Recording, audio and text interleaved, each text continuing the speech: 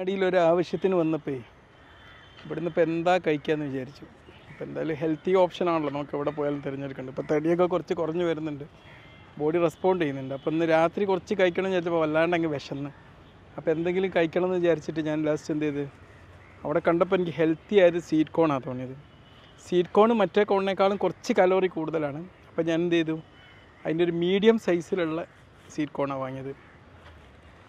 Sweet corn ഇടയ്ക്കിടയ്ക്കൊക്കെ കഴിക്കുന്നത് വളരെ നല്ലതാണ്. കാരണം ഇതിനകത്ത് ഒരുപാട് നമ്മുടെ ശരീരത്തിൽ കൊണ്ട് ഒരുപാട് ബി കോംപ്ലക്സ് വൈറ്റാമിൻസൊക്കെ ഇതിനകത്ത് നന്നായിട്ടുണ്ട്.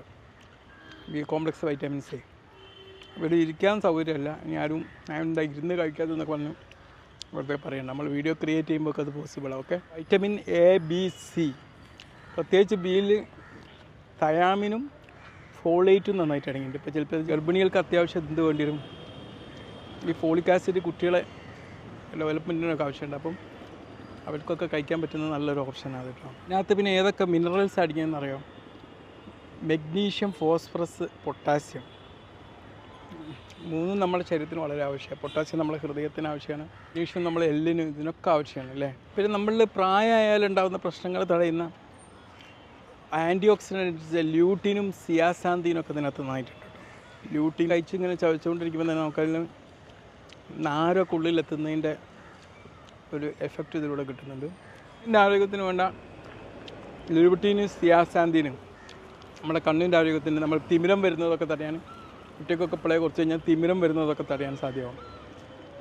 ഇതിലെ നാഡി എന്തിനാ സഹായിക്കും, നമുക്ക് നമ്മളെ ശോധന നിലനിർത്താനും നമ്മളെ നല്ല ഡൈജഷനെയും സഹായിക്കുന്ന സംഭവമാണ്. അതായത് ഒരുപാട് ക്യാൻസറൊക്കെ വരുന്നത് തടയാൻ അതുകൊണ്ട് സാധ്യമാകും കേട്ടോ.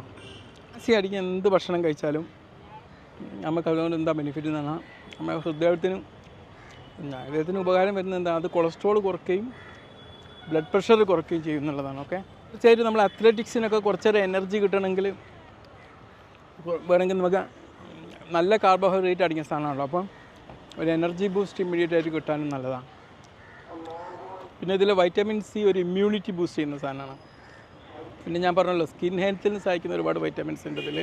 തീർച്ചയായിട്ടും നേരത്തെ പറഞ്ഞ ഫോളിക് ആസിഡ് അത് പ്രഗ്നൻസിയിൽ വളരെ ഹെൽപ്ഫുള്ളാണ്. Okay, be healthy, by.